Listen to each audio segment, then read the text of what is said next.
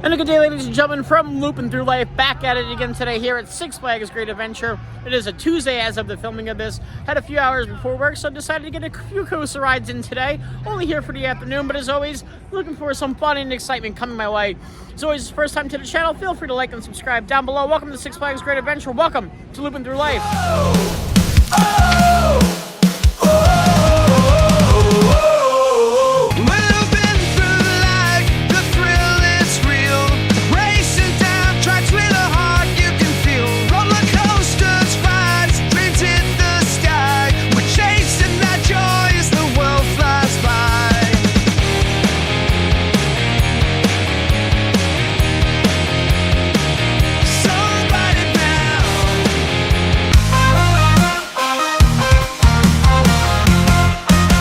Walking in the park today, and it is tour groups galore. There must be about 30-40 buses compared to maybe 100 cars in the parking lot. So a lot of summer camps it looks like he's going to be dealing with today. Now, interesting to note, this is my third trip of this season so far, of the 2025 season. I came here on opening day, and if you watch the videos, it was an awful, horrendous experience I had opening day. Most trains were on one train, most coasters were on one train ops, no food options available, the employees were rude, so I wrote them an email and took them a while to get back to me. Eventually they did, I apologized for it, they said they're looking into it, the new Cedar Fair merger, trying to improve guest experience every time, which I actually feel like they are doing, and they set me up with 2 free meal vouchers and 2 free quick queues today. Not quick queues here, flash passes, because we're at Six Flags, to use on any ride of my choosing. Yeah, so I appreciate that, definitely, for sure. We have to just hop on guest relations to pick up that stuff before we're heading to the park. Let's have some fun, guys, here at Six Flags Great Adventure. Yeah, for a Tuesday, it's a bit of a crowded entrance. It is just a park opening, though, too, so keep that in mind. But yeah, a lot of same t-shirt groups here today. Which, if you don't know or not, I hate the same t-shirt groups in theme parks. You stick out like a sore thumb and I hate it. Hate it, hate it, hate it. Almost as much as I hate lines. Not as much, though. In the park, currently at guest relations, looking to pick up our 2 meal vouchers and our 2 flash pass vouchers. Pretty cool.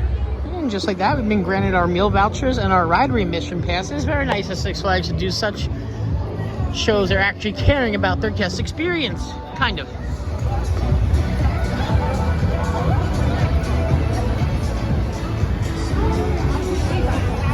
You normally make a left when we enter the park and start the day with El Toro. Let's do a little bit different and make a right this time.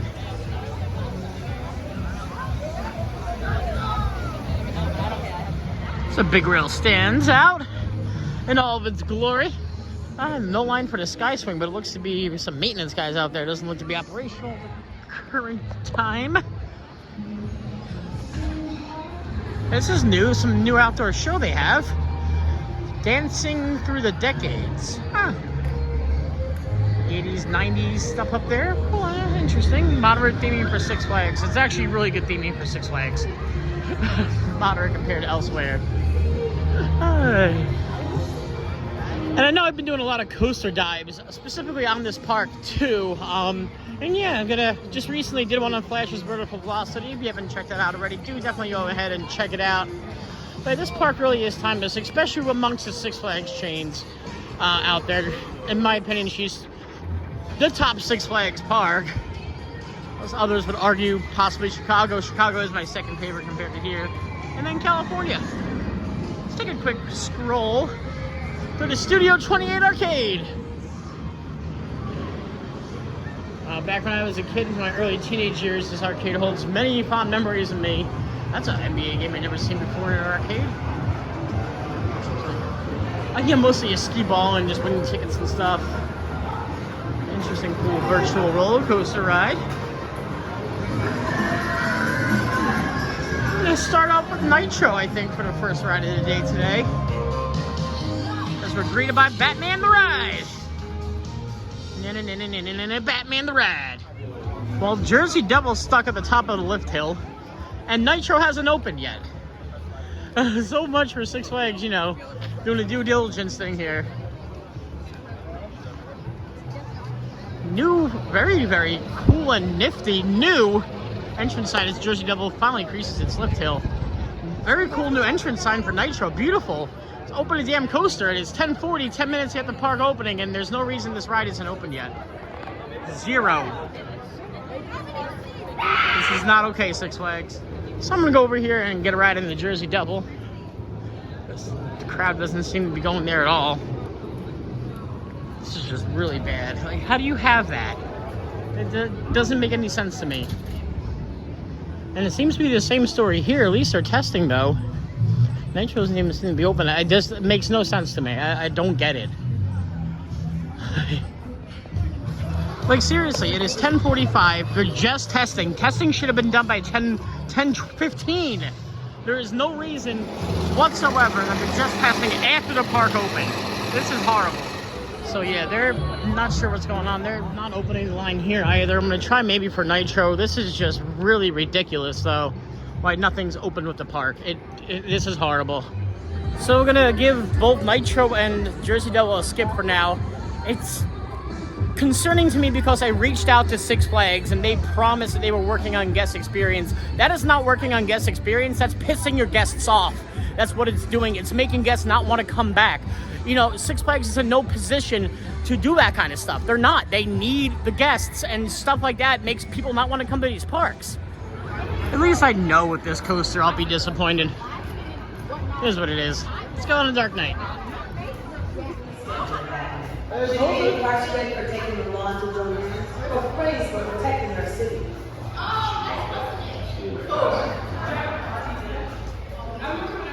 My priority.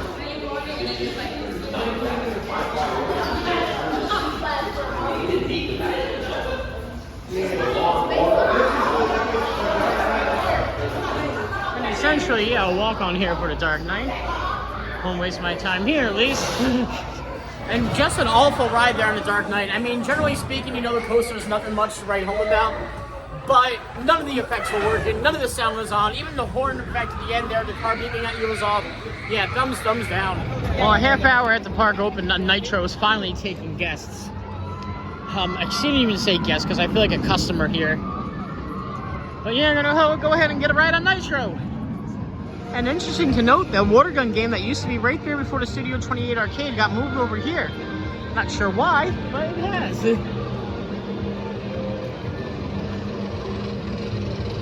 And Nitro is finally taking guests.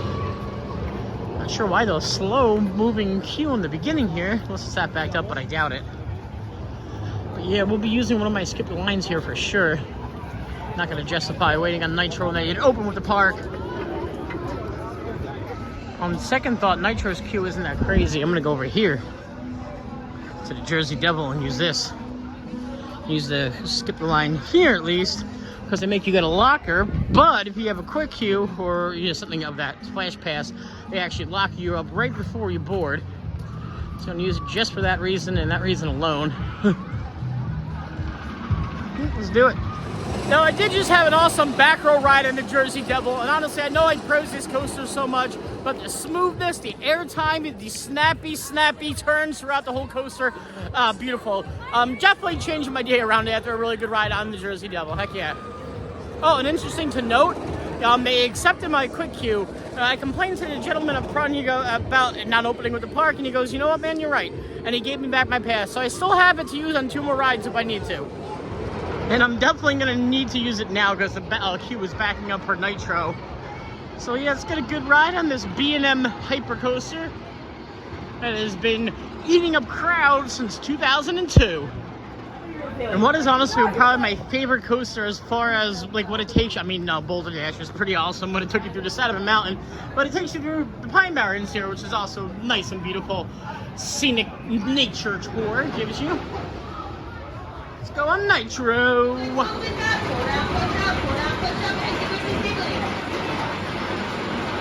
are on a 1, 2, and 3 train operation today. So at least they have that going for it. And I mean, I'll give credit where credit's due. Great ride on Nitro, but even better operations on a 3-train operation. And we did not even wait once at the end brake run there. We went right into the station. They were getting people on and off trains. So yeah, like good job there, Six Flags, for that. Fortunately, the ride didn't open with the park. So, I mean, but yeah, good with the bad with the good. I just used my meal voucher to get some lunch at Granny's Chicken. They had a really good mac and cheese there. Some nice chicken tenders. I do love this new lion statue here. Makes you feel like you're back here when the park opened in the 70s. Gonna head now to the El Toro area, see what else is along the way that way to decide on doing today. Yeah, it's definitely a crowded day, especially for a Tuesday. Summer crowds are here and in full swing. Here we go, guys. Scrolling past the Vekoma Madhouse. Doesn't seem to have more than just a one cycle queue, looks to be. Interesting to note, the year-round Fright Fest shop they had here has turned into Stay Tuned. I'm not sure if it's going to be a music store or they're telling us to stay tuned into what's coming up next. Yeah, not. Either way, we're going to make our way towards the El Toro section, Plaza del Carnaval. Toro, Toro, Toro, Toro, Toro, Toro.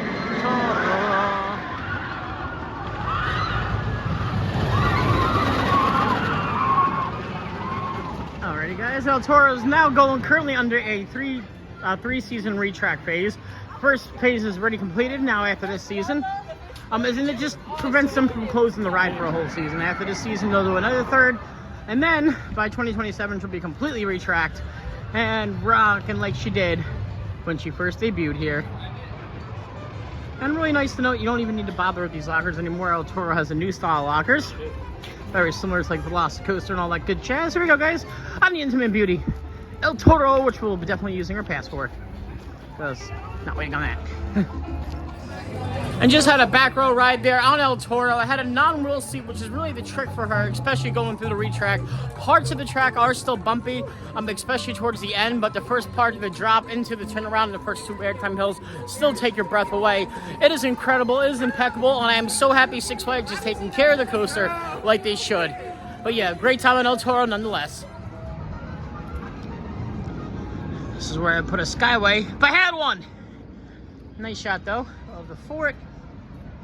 Runaway train in the background there. I always wondered why that boat just chilling there. Nobody ever goes on it. It's just a boat that chills there. Take a ride at Medusa. Don't give her enough love. And I saw on El Toro she was running empty trains. So hopefully it won't be too long of a crazy line ride.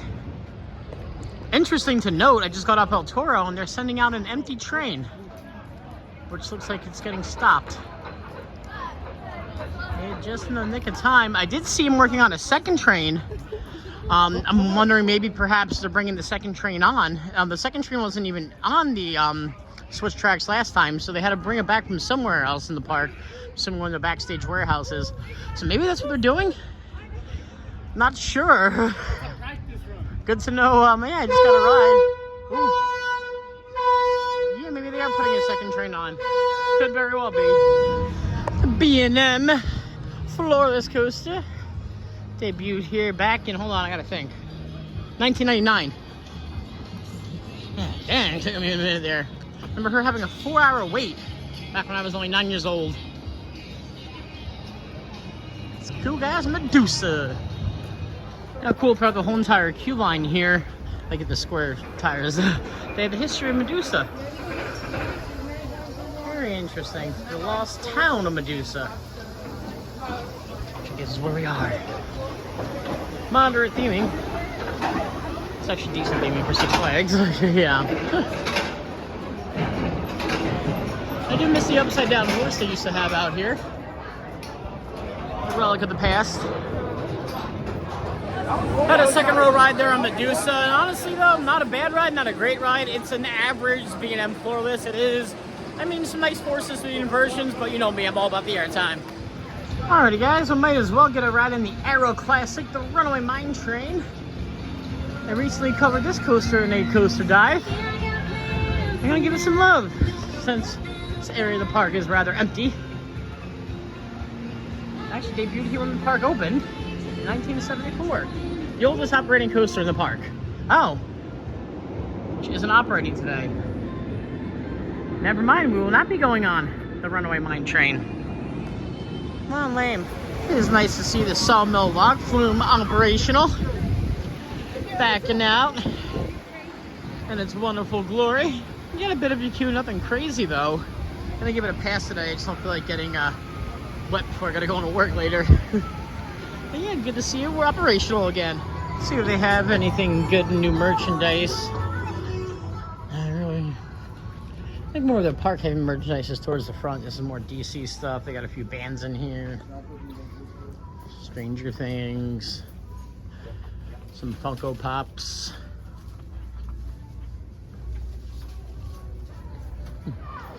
Now they made this 2 years ago, but they're on their 51st season this year.